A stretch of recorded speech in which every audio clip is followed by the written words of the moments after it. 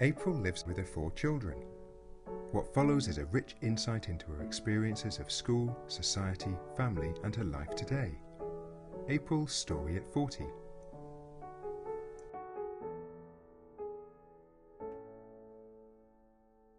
My life is about enablement and ability rather than other people's views are, because I am visibly disabled, other people's attitudes treat me as disabled, whereas I personally don't view myself as disabled, because there really isn't a lot in this life that I can't do for myself. My primary school headmaster was of a mind to lock me away where people couldn't see me because I was different and I looked different, and to shut me in what was known as the thick room.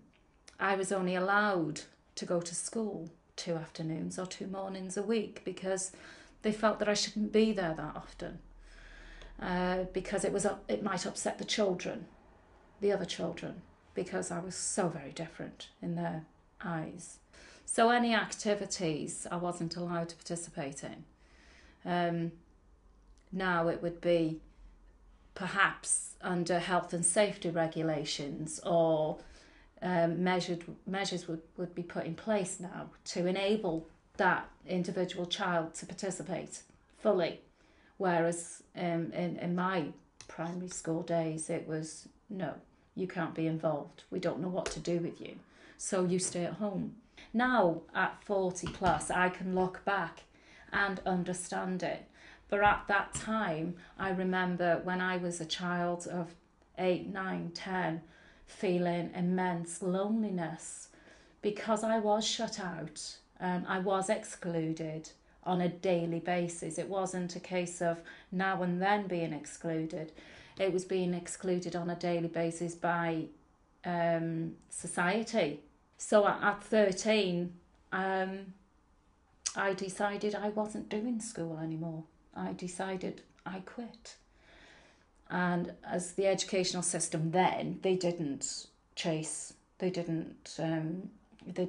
come out or warn my parents or anything. They just said, oh, well, perhaps that's for the best. My dad was a farmer and of old school ways, very,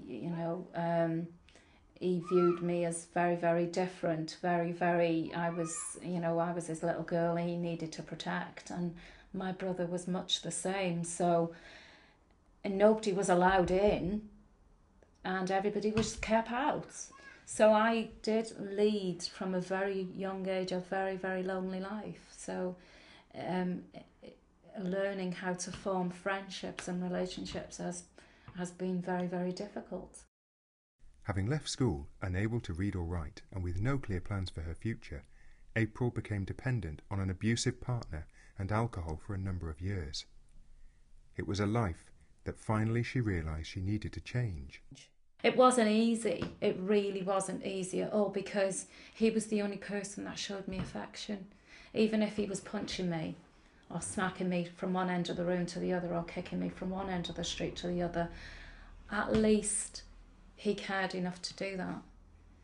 So what better way to kind of try and make sense of the whole 17 years before was to go and do a counselling course, a basic skills course.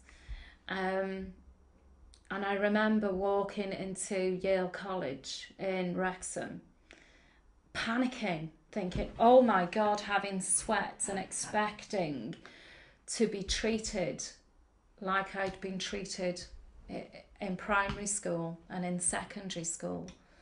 But I think it was my need to understand, and my need to understand, to try and change me. I remember filling the form in, and I said to the receptionist, I said, this is hard, because it's previous qualifications. I didn't have any, somebody to give you a reference. I didn't have any. But she looked at me and then she said, I'm going to give you the course tutor's number. And she said, phone her. And so I went home and I phoned her and I explained the situation to her, and she said, right, she said, come here on this date, and she said, we'll meet, we'll talk. And she enrolled me straight away. And it was only through her really giving me the chance that I had the opportunity to look and discover the positives. April's experience at college brought about a much-needed change in direction, and now April works as a disability activist, lectures at Glyndŵr University, and is a governor at the Walton Centre in Liverpool. She is also a very busy mum to her 4 beautiful children. Her experiences have been difficult, but they also drive her forward to live life to the full. People say, but you've got bits missing, you're bilateral below elbow, for want of a medical term. But at the end of the day, when all's said and done, I'm here. I'm here for my children, and that's the most important thing in my world. I could not do or be who I am today without my team around me, without my family around me. And they're pretty exceptional because we work as a team.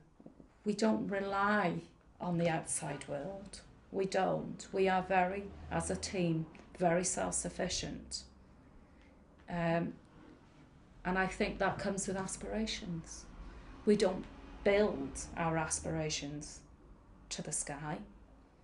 We build achievable aspirations. And when you take them little steps, they lead into big steps. And when you can reflect back on what you've done, and the little steps have led to the big changes in life, you look back and you go, wow. We live to smile, we live to breathe, we live to explore, experience. We live for that. We don't live to be labelled. My children certainly don't live to be labelled. So I think my advice to anybody who wants to call themselves disabled, who wants to give themselves the label disabled, that's fine by you. That's your choice. But get the positive back into your life. You can be sitting in that corner or wherever in that dark place. You can have the most, what people perceive, terrible thing happen to you.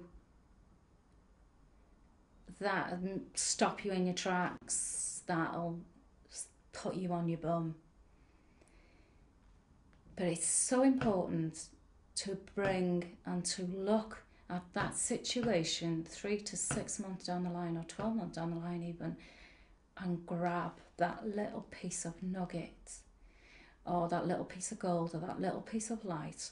From every bad situation, there is that nugget, there is that piece of light that takes you forward. As a confident woman and mother living in 2012, society's attitudes still have an impact on April and her family. However, with the development of disability rights legislation and the Equality Act 2010, disabled people have a right to challenge and confront these issues. You don't need to be disrespectful of differences. You need to be accepting of difference. And those that's what I instill in my children, to accept difference, and my children understand difference. I would hope that in the future people accept and understand difference rather than disrespect difference. Just because somebody is different doesn't mean to say they're any less of a person.